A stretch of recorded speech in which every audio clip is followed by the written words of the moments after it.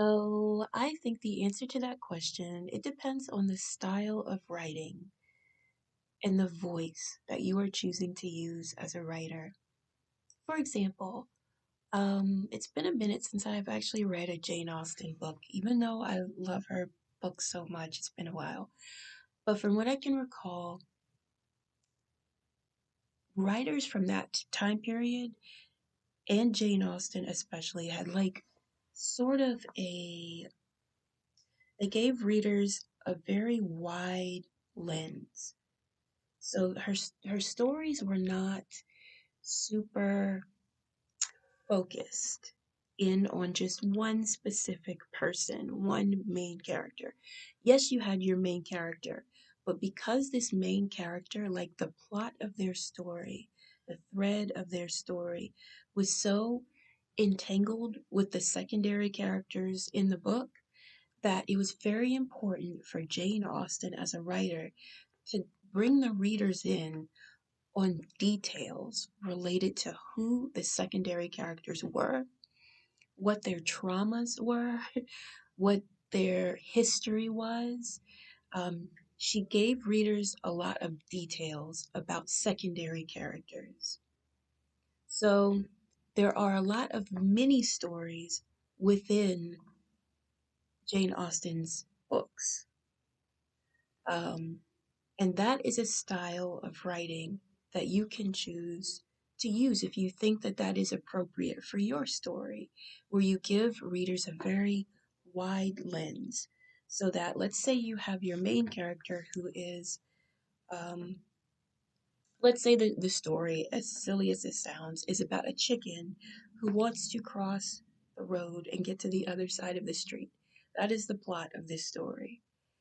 But let's say you want to take like a Jane Austen sort of approach to writing it, then you would have like maybe a fox comes and joins the chicken and they're going to cross the road with the chicken. Then you would not only tell readers what the chicken's name is and where the chicken grew up, what the chicken's personality is like, but you will also show readers who this fox is. Of course, you're going to tell the readers the fox's name, that they're the chicken's best friend or whatever, but you're also going to give the readers more information about that fox's backstory or their history. Where did they grow up? What are their greatest fears? What is their personality like in depth? You're going to give the readers a lot of information because that information is very pertinent to the chicken's story of crossing the road. So essentially, the important thing I think is for writers to give our readers as much information as is necessary for them to understand and relate to the main character as they move throughout the plot. And it depends on you, it's up to you as a writer how you want to bring readers into the story. Do you want to use the Jane Austen like approach, where you give readers a really wide lens and let them in on a lot of mini stories within the big story?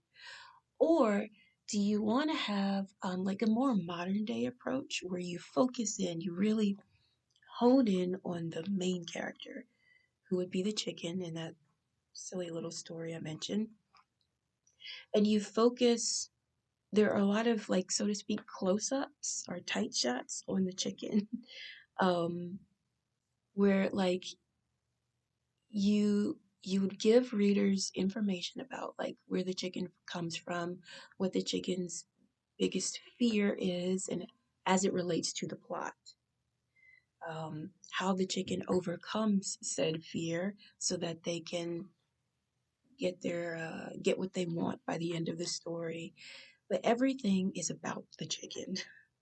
And you don't spend a whole lot of time analyzing or allowing the readers to analyze secondary characters in the story. But any action, any backstory or history related to the main character, that you definitely want that in your book. But depending on the style of writing and the voice that you're using to I can't think of words right now, using to promote that style of writing, that is all going to inform how much information you give your readers. Whether you give them a lot of tight close up shots or you have like a wide shot, a very wide lens for your readers. I'm not sure if that answer was very clear. But basically, I think just to make it really simple, it's up to you.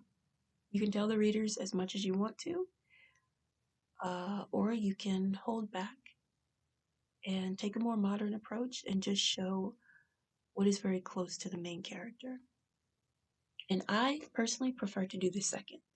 I think Jane Austen was a genius, and writers from that age were really good about making it interesting when they widened the the lens, I guess, um, and had a lot of mini stories within the one big story or within the book.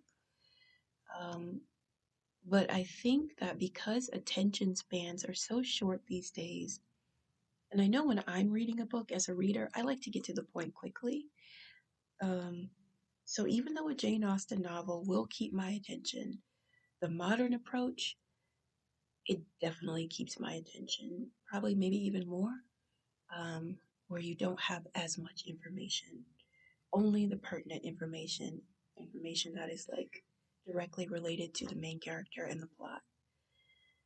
Um, Also, we don't, as a reader, I feel like this, we don't need to know what the reader, excuse me, the main character is thinking every second of the novel. Um, we need enough to relate to them and feel empathy for them. Um, but we don't need to know every single detail. That's the way I feel. And that said, there is a little caveat to that too. I also find that when I'm writing the first draft of my manuscript, I like to put in a lot of information. A lot of information that I know is eventually going to get edited out. It'll get subtracted and dropped from the book because it's just too much. But as a writer, in order for me to get familiar with my characters and sort of let them direct the story instead of me, which I know sounds weird, but that's what happens. In order for that to happen, to let the characters guide the story, I do kind of have to info dump or write too much information in the very first draft of my book. In that first draft, just like whatever is in my head, it comes out while I'm typing, and I leave it. And then when I reach the end, then I go back in and I start to edit the novel. That's when I start subtracting, taking out information that's just like too much, you know. So I hope that was helpful. And if you have any questions about that or related to that, please feel free to leave them in the comments and I will do my best to answer them. Thanks for watching.